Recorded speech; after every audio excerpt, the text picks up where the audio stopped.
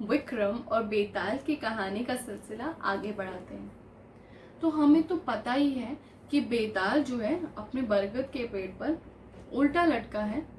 तो विक्रम फिर गया आधे रास्ते से वापस, बेताल की रस्सी काटी, उसे पेड़ से नीचे गिराया, अपनी पीठ पर बिठाया और रास्ते में चलना शुरू किया।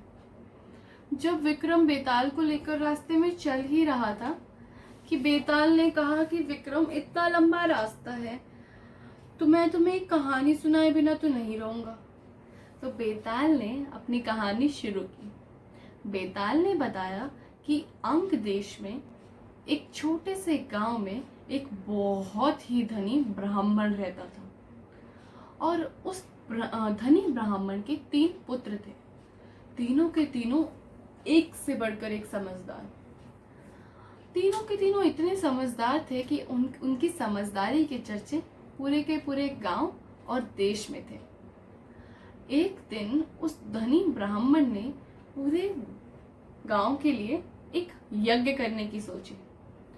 उसने इस बड़े यज्ञ के लिए एक सबसे जरूरी चीज की जरूरत थी और वो चीज क्या थी?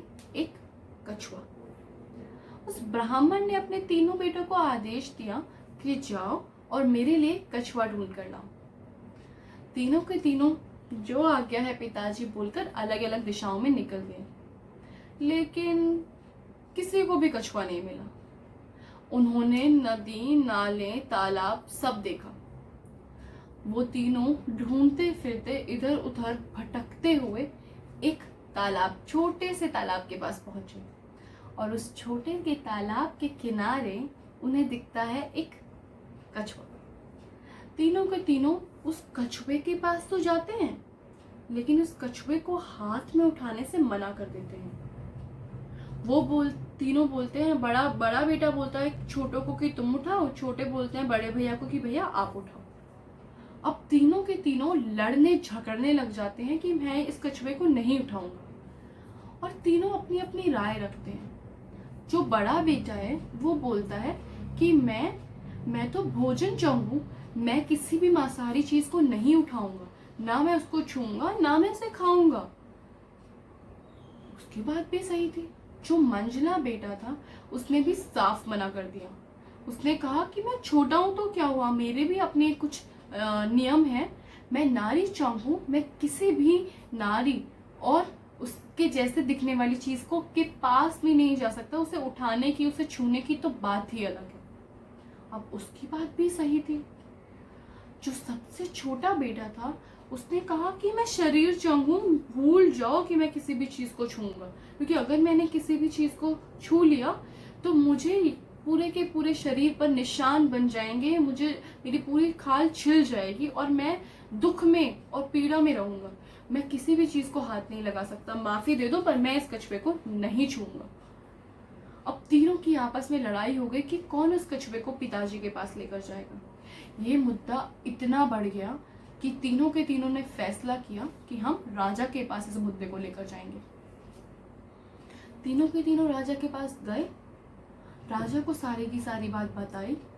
अब राजा ने अपने मंत्रियों से ये बात डिस्कस की, सलाह मशवरा किया। अब राजा ने बहुत ही सूझबूझ के साथ एक प्लान बनाया।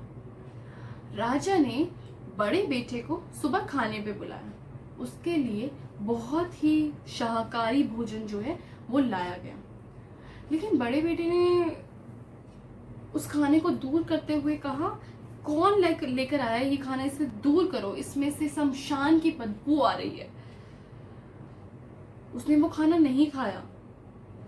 जब राजा ने पता लगाया कि वो खाना कहाँ पकाया गया था, तब पता चला कि हाँ, वो खाना शमशान के पास एक जगह ही पकाया गया था, तभी उसमें से वो बदबू आ रही थी। तो राजा को यकीन हो गया कि वो जो बच्चा था, वो जो बड़ा बेटा था, वो सच बोल रहा था, वो सचमुच ही भोजन चाह। दोपहर में मंझले बेटे को बुलाया गया और मंझले बेटे के पास एक दूध का ग्लास लेकर एक सेविका उसके कमरे में गई। उस दूध के ग्लास को उसने जैसे ही मंझले बेटे के सामने रखा, उसने कहा, इस ग्लास को दूर ले जाओ, क्यों आई हो तुम यहाँ पर? जब राजा ने उससे पूछा कि तुम ऐसे क्यों बर्ताव कर रहे हो, तो उस मंझले बेटे ने कहा कि इस ग्लास के दूध में से बकरी की बदबू आ रही है, इस सेविका में से बकरी की बदबू आ रही है। मैं किसी भी नारी के सामने नहीं आना चाहता क्योंकि मैं नारी जंग हूँ। जब राजा ने उस मुद्दे की परख की और जांच करवाई तो पता चला कि जो सेविका थी वो बचपन से ही बकरी का दूध पीती थी और इसी वजह से उसके अंदर से भी बकरी की बदबू आ रही थी। अब मंझले बेटे की बात भी सच निकली। अब छोटे बच्चे की बारी थी, छोटे बेटे की बारी थी। छोटे बेटे को रात को सोने के लिए बुलाया गया राजमहल। अब वो जैसे ही उसने 3 गद्दों वाले तख्त के ऊपर सोने के लिए लेटा तो उसकी पीठ में कुछ निशान सा हुआ और ऐसे एक लाइन सी बन गई और वो एकदम से झटक से उठा। जब राजा को ये बात पता चली तो उसने पूछा कि क्या हुआ, इस 3 गद्दों वाले तख्त पे क्या तुम्हें नींद नहीं आ रही है? तो उसने बताया कि मेरी पीठ पर इस गद्दे से छिलने का निशान बन चुका है। जब उस गद्दों को हटाकर देखा गया तो उस गद्दे के 3 गद्दों के नीचे एक छोटा सा पतला सा बाल था और उस बाल ने ही उस छोटे बेटे के पीठ पर एक निशान बना दिया था, क्योंकि वो शरीर जंग था। वो किसी भी चीज को छूता तो उस चीज का निशान उसके शरीर पर बन जाता। अब तीनों ने ही अपनी अपनी बात सच प्रूफ कर दी, साबित कर दी। तो राजा ने उन तीनों को ही 1 लाख सोने की मुद्राएं दी। तीनों उन 1 लाख सोने की मुद्राएं लेकर इतने खुश हो गए कि उन्होंने सीमा के बाहर ही अपनी अलग से एक कुटिया बनाकर हर एक सुविधा के साथ वहीं रहने लगे और तीनों ही भूल गए कि उनके पिताजी ने यज्ञ पूरा करने के लिए उनसे एक कछुआ मंगवाया। जैसे ही कहानी खत्म हुई तो बेताल का सवाल आता है कि विक्रम तुम बताओ, इन तीनों भाइयों में से सबसे बढ़कर कौन है और कौन सबसे सच्चा है? विक्रम ने कहा इसमें कोई भी सोचने वाली बात नहीं है, सबसे बढ़कर तो छोटा बेटा है, क्योंकि उसकी ही बात थी जो साबित हो पाई। उसने कहा कि वो शरीर चंग है और उसकी पीठ पर वो निशान राजा आराम से देख सकता था, अपनी आंखों से देख सकता था।